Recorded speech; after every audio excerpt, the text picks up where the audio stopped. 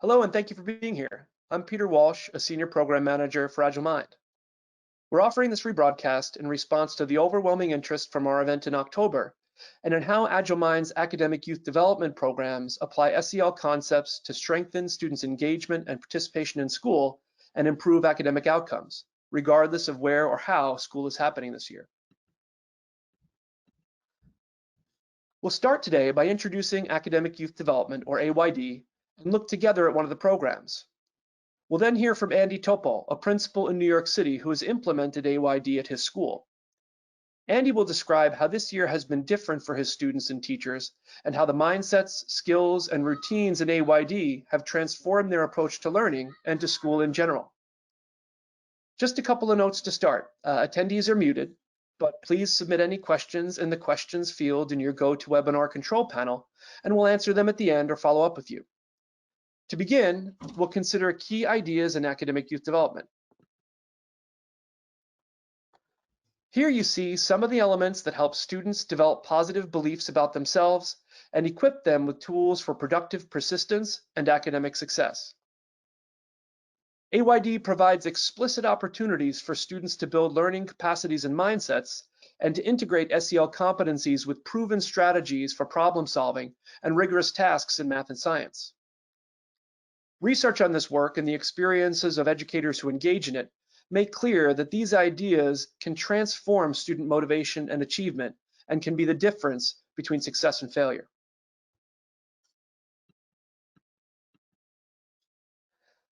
The academic youth development programs are organized to support students from upper elementary to high school in a variety of models. Some districts use AYD in summers programs or school restart experiences to re-engage students in learning and reconnect them to teachers and peers.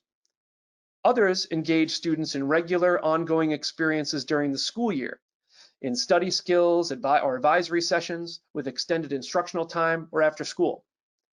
And in schools teaching remotely, AYD is proving instrumental in connecting and motivating students for learning. In addition to our programs for students, our educators course in AYD equips teachers and leaders with new tools and strategies to enhance their practice and strengthen learning cultures across schools and systems. This professional learning course can be facilitated in person or virtually and tailored to district, site, or faculty teams.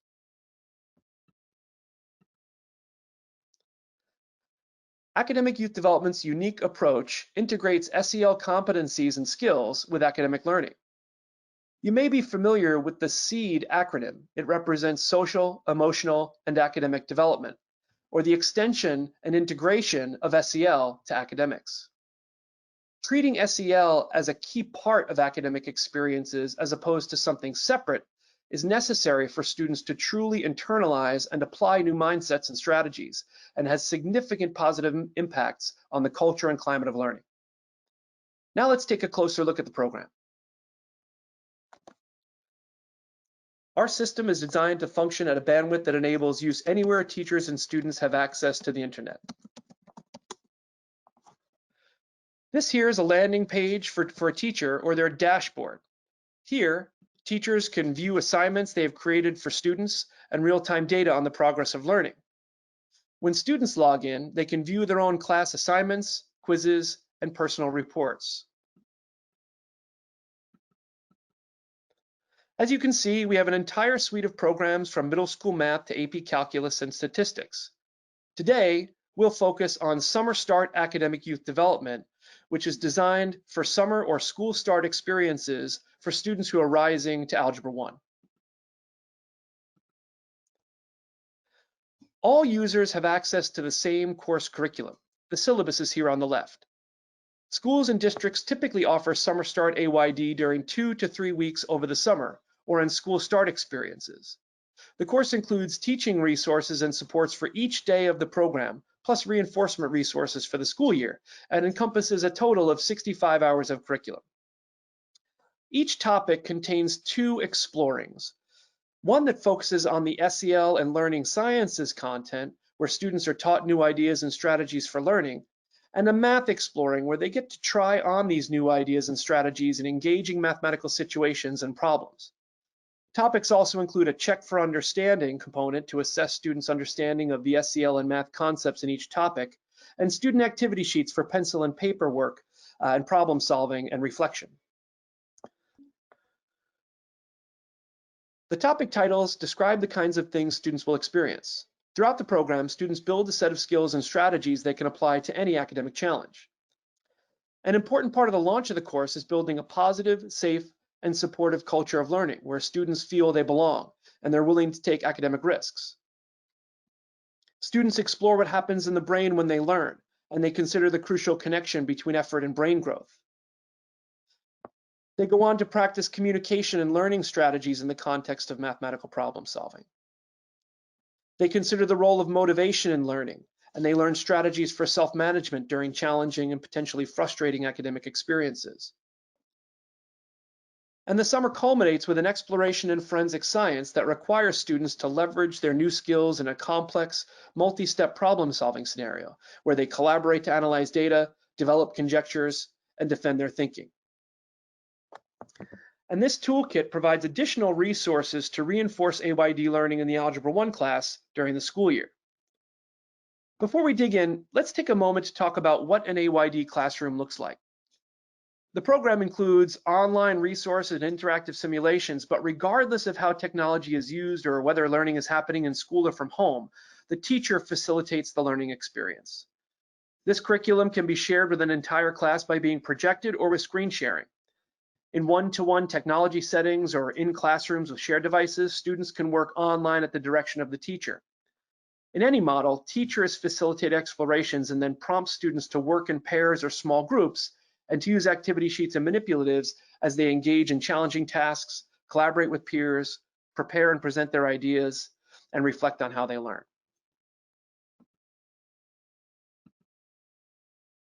In this topic, typically on day 2, students consider their beliefs about their own intelligence and whether they believe intelligence can change. They learn that the common myth that intelligence is fixed or can't change is simply untrue. But to understand why and how intelligence is malleable, students need to learn about how they learn. They explore how the brain works to get more efficient, much like a muscle. Visualizations like this one introduce them to basic brain anatomy, including the different parts of a neuron, and how information travels through neurons, similar to how electrical wires transmit information. The key idea for student success is understanding that learning creates new pathways in the brain, and the more we push ourselves, the stronger the connections become, and the greater our capacity for new learning. Students see this growth in action with an animation that allows them to activate a neuron pathway to see how they develop new connections. They learn that new pathways form when they apply effective effort to challenging tasks and how, over time, these tasks become easier. Teachers tell us they love being able to share animations like this with their students, and students report that understanding how learning works helps them think differently about what it takes to be successful, and that this awareness changes how they view their own potential.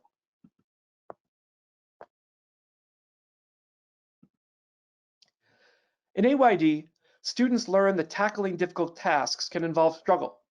A common theme is that when we learn something new and challenging, mistakes are expected, respected, and inspected.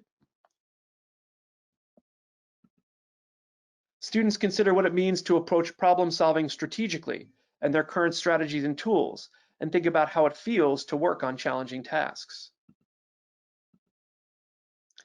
After engaging in a novel problem-solving experience and reflecting on their process, teachers introduce students to the idea of metacognition, or thinking about thinking. These ideas are grounded in research related to self-regulation and directly aligned to the SEL competency of self-management.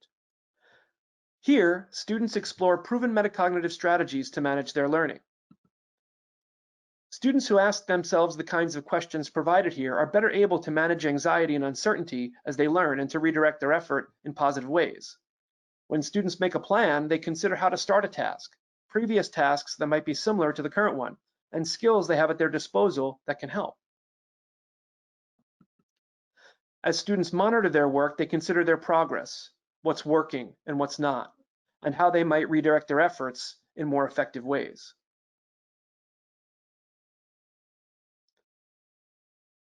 When students complete a task, they consider how well they did and what they could have done differently. This is crucial for learning as it allows them to step back and see ways they could have approached the problem differently, or what helped them find success. And students can loop back at any time to modify their plan if another approach would be better. Ultimately, students are learning how to take control of their learning.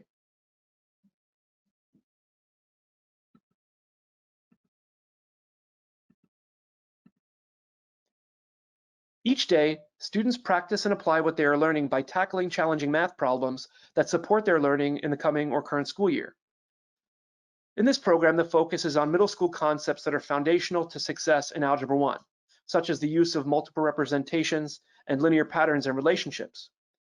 This approach results in powerful changes in students and their learning and in their readiness for algebra. In a number of experiences in this program, students take on the role of a forensics investigator to analyze data and solve mysteries. Here's an example of one of these explorations that supports students' understanding of algebraic relationships. In this visualization, students are attempting to calculate time of death based on body temperature and working with multiple representations of the relationship between temperature and elapsed time. Algebraic in the formula above the animation, verbal, tabular, and on a graph. And they can manipulate the slider to see how temperature changes over time and to develop conjectures about time of death. And pencil and paper student activity sheet work supports students' thinking and problem solving. Here, this pencil icon indicates there's related work. Throughout the experience in AYD, students work offline on activity sheets to capture their thinking, to complete problem solving, and to reflect on new learning and how it can impact their academic success. Every day in AYD, students think about how they can leverage their growing skills and strategies to succeed in school.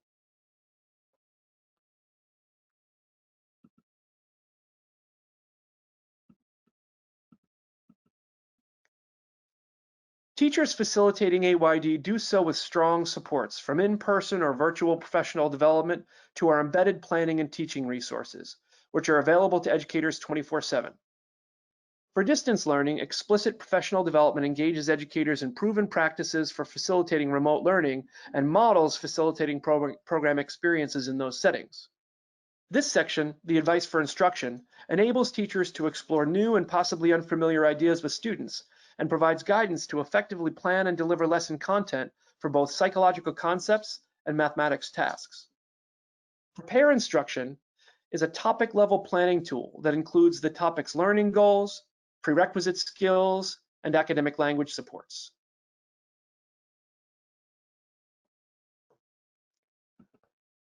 Deliver Instruction supports educators day to day. It includes suggestions for opening the lesson, framing questions, and lesson activities. To reduce preparation time, the lesson activities section provides page-by-page advice for teachers to enact the program materials as powerfully as possible, with lesson ideas, classroom strategies, and probing questions to nurture learning in students, including academic language and literacy supports. Teachers tell us that the advice for instruction gives them great confidence teaching new ideas and strategies, which in turn makes them more effective every day. To learn about the impact of this work firsthand, we'll now hear from Andy Topol, principal at PS 182 in New York City. The work at Andy's school is part of a broader initiative being led by the New York City Department of Education called Algebra for All. In the summer of 2017, with the support of the DOE, 11 New York City schools piloted academic youth development as part of that initiative, with the goals of developing students' capacity as learners and strengthening their algebra readiness, as well as developing educators' instructional expertise. The pilot was successful for both teachers and students, which led to the program's expansion in the summer of 2018, when teachers at 46 middle and high schools in New York City implemented AYD. Again, outcomes were very positive, and the district expanded a second time in summer of 2019, when we worked in over 70 elementary, middle, and high schools in New York City, including Andy's school. The DOE and many educators are enthusiastic about continuing with AYD in the coming year, and we're glad to be able to share Andy's perspectives. In this first clip, Andy will describe how the specific mindsets and skills students learned in AYD are helping them this year. Well, it's funny that when I was thinking about this conversation ahead of time, um, it kind of speaks exactly to this because, you know, oftentimes kids and just people in general, we define ourselves in very narrow terms. And I think our work with, AYD has helped us to really broaden that and how we view ourselves and how we define ourselves and how we view and define others. It's not linear. It's not just on purely academic terms. And I think we look at other traits and characteristics and strengths in different areas that we never considered before.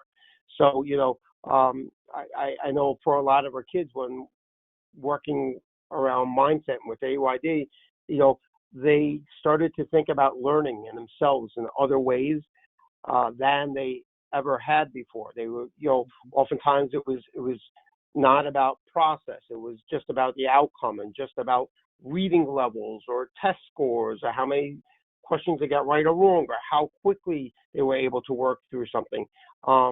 And they started to really broaden how they view themselves, how they view learning.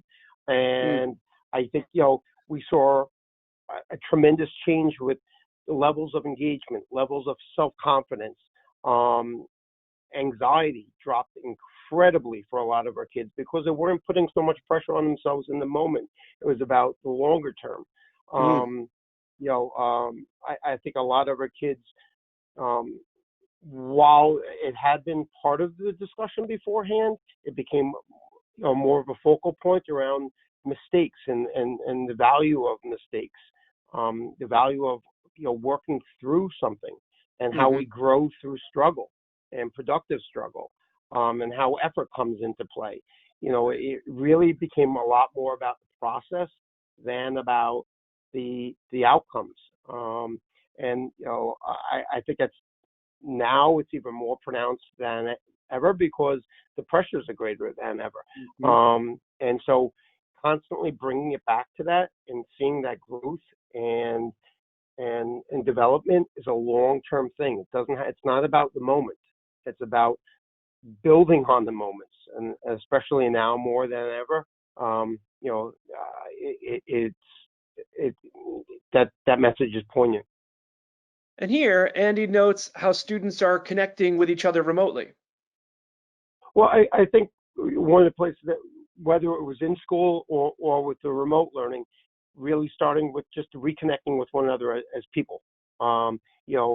Not really focusing on the academics so much, but just reestablishing those norms of, listen, we may be, there may be a distance between us physically, but we have to reconnect and bring in really, diminish that distance interpersonally. And that's been a big focus. So it's just about literally re-engaging a lot of our kids. A lot of our families have technology issues, and they don't have the internet, they don't have the devices. So once we get over the technology hump, it's really just getting them to just re-engage with learning, re-engage with their peers, re-engage with their teachers, having conversations about things that are non-academic, just about opening up again. A lot of our kids have been isolated for 6 months, in apartments where they haven't stepped out of, some of them haven't stepped out of their apartments in 6-7 months. Wow. And so just being able to re-engage with people, to talk, to sort of let out some of their experiences, some of their anxieties, some of their frustrations, and realize they're not alone. That while they've been physically isolated and some of them emotionally isolated, now that they're realizing, hey, other people have gone through these things too, they're seeing that they're not alone. Right. And that has been, for a lot of the kids, that's been a lifeline. Here, Andy talks about how norms and routines are helping students stay connected to school this year. I don't think it's any different now than from before about listening to one another, about there's no one right way to do things, about respecting one another's opinions and efforts, and when our kids are in the classroom and don't have a lot of confidence, it's getting them just to engage with it. Now that it's the kids are remote and there are so many other barriers to sort of engaging and connecting. It's so much more important than ever to get them to realize that it's safe. You're in a safe zone. So there's norms about respecting one another. There's norms about everyone's ideas are really valued and have value to them. That, that mistakes are, are really, really valuable. And that's how we learn and that's how we progress. And if you're not taking chances and making mistakes, if not putting yourself out there, you're not going to grow as much as you could. And doing that in a remote fashion is even more of a challenge. Because it's really hard to go over and whisper in a kid's ear and lean in and get that eye contact Right. and that's invaluable to knowing that it's safe, and to sort of reestablish those norms and those connections with our kids in a virtual manner is a big learning curve for all of us. So finding ways to do that, and being able to make those personal connections as well as those class connections. That's a tremendous step for us to take. Next, Andy describes how the AYD message of expecting, respecting, and inspecting mistakes helps teaching and learning. Well, it actually lives on in our classrooms, well beyond the program. You go into our classrooms, it's still up there and it's referred to constantly. And, it's something that's been internalized by a lot of our kids, and that's tremendous. It's not just about when they're in that one classroom with that one teacher. It's been a life lesson for so many of our kids, and it's wonderful that you could see where it spread from the teachers who participated in the program to other classrooms. And so you'll go into a classroom where there was a teacher who had no direct connection to the program, doesn't even work, it's not a fifth grade teacher, but a kindergarten teacher. And it's really just, it's expanded throughout our whole school. And it's changed the mindset of so many people here. It's really become the mantra of our school. Wow. It's been tremendous. And to see so many people internalize it, not just about the academics and what they're doing in the classroom, but in their own lives, it's amazing how often it comes up. It's been incredibly impactful. Next, Andy shares how experiences in AYD about the malleability of intelligence help students. Well, I think beforehand, most kids really were fixed in not only in the mindset that their levels, their scores defined who they were, and that things don't really change that much. But even in the moment, there'd be a lack of engagement, you could see them shut down when they would run into a wall, some sort of difficulty, or they would get a problem wrong. That was it. It shut down the learning in the moment. But you could see the immediate impact of change of mindset. That when I work hard, I'm learning. My brain is growing even when I'm making mistakes, even when I'm not getting to the end and I'm not solving this problem. I'm growing, I'm getting smarter, and they'll stay with problems longer. You could see that perseverance, and it's in the immediate with the tasks that are before them, but it's also a long-term thing. So they don't see themselves defined as their reading levels or a score on their progress reports, but they see them. They have that perspective and about how they've grown as people, and that when they're going ahead and even if you're staying at that same level, my God, I've grown so much, I've learned so much. And it's really not only impacted their academics, but how they carry themselves, how they view themselves. They're not defined by the successor of the moment or by scores, but by their efforts and by their engagement levels. And that has been transformative for the lives of so many of our kids. We hear a lot about students' mindsets, but when asked about how the emphasis on problem solving impacts students and their behaviors, here's what Andy shared. Yeah, I think problem solving beforehand, not just for the kids, but for many adults, was about answers. It's either, it's a yes or no thing. Either I got it or I didn't get it. Whereas now it's really about the process. It's really about the work that goes into it. Sure, if we get a possible right answer, that's wonderful. but the learning is not about that. And oftentimes we see even in a lot of these classes, we're going to give that answer. We're going to give that answer right off the bat because it's not about the answer. It's about the process of how we're going to get there and what's the thinking that goes into it. What are the questions that we're asking? What are the struggles that we're doing? What are the revisions that we're making? So, and that's becoming really explicit for a lot of our kids. That, we go back and we don't just look at,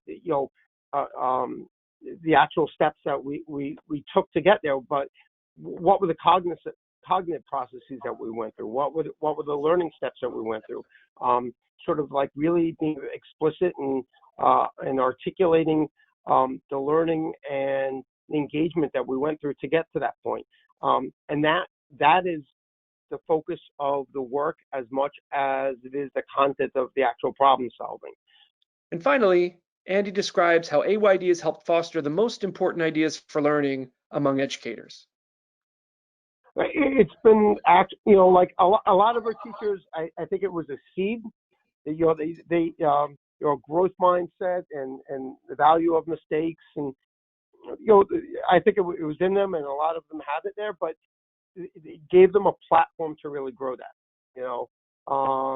and to give us a common language, a common base from which we could build, and that connection with one another, and so that really we're not isolated doing this work. It gave us a common stream, and it really was transformative for our school and for our teachers and for our kids. And it's not, and the residual effects have gone well beyond the program and to really, impact everything we do across the school year for many years to come.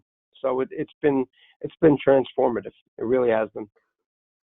Andy's experience and those of his teachers and students are representative of those who participated. Here you see survey data from hundreds of teachers who facilitated AYD in New York.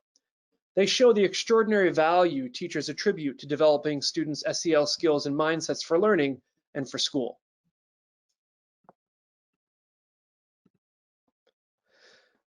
Here are a few quotes from teachers about the impact of AYD on students and on their learning environments.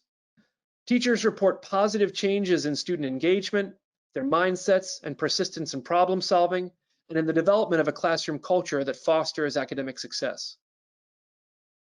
The experiences and challenges Andy shared are not unique. We're seeing them in schools across the nation. As Andy shared, students need more support for their social and emotional well-being than ever before. Educators are reflecting on their own practices. We hear them saying things like, I've learned about these ideas before, but now they're so important, I'm embedding them into all my classes and my daily teaching. Like in Andy's school, many are intentionally building safe spaces for students in ways they might not have done before, to develop positive learning environments that give students a voice and that enhance their sense of belonging in and connection to school. Many educators are also focused on equity and access to rigorous learning for all students, and in particular to their priority or historically underserved populations. This is a key part of all of our work at Agilemind. It starts with a basic tenet of culturally responsive teaching, the expectation that everybody brings something to the table, everyone has value, everybody has expertise, and everybody belongs to the learning community. And that becomes a lens through which teachers examine their practices. And many schools are engaging families in ways they may not have before, to support a learning culture at home that helps students build their own agency. AYD includes tools to help them do this work, and families report dramatic changes in AYD students' motivation and persistence.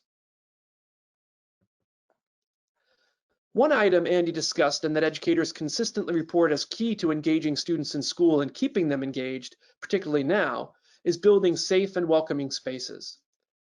While developing and sticking to consistent norms and routines might not seem novel or transformative, it is one of the most important practices for establishing and deepening environments that support equitable learning.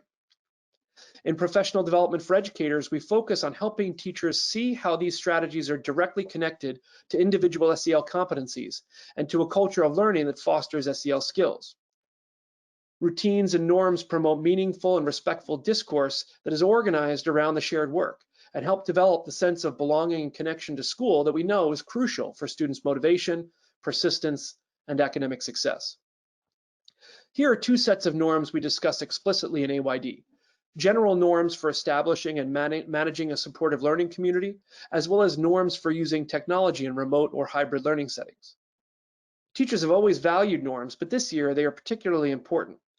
Participants say that the strong norms we introduced them to during PD help them learn how to use effective norms of students, and how setting up those structures and routines at the beginning of the year is impacting learning for the entire year.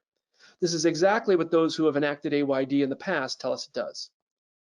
Consistent norms and routines help all students develop the academic independence and personal agency that remote learning requires.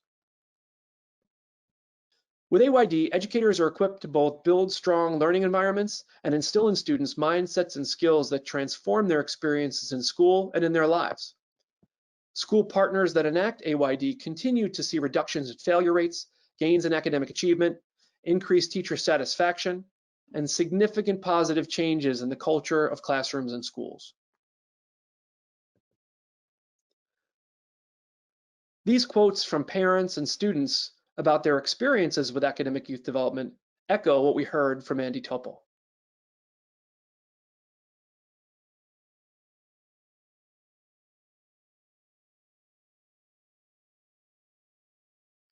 Here are a few final takeaways. Through AYD, students are learning how to leverage their mindsets for learning.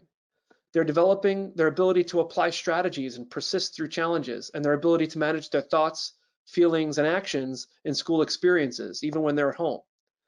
And teachers are developing safe and equitable spaces that welcome students and keep them engaged wherever learning is happening. Thank you to all who joined for your attendance and your interest. If you'd like to learn more about academic youth development, please contact us by phone or email or visit our website. This concludes today's webinar.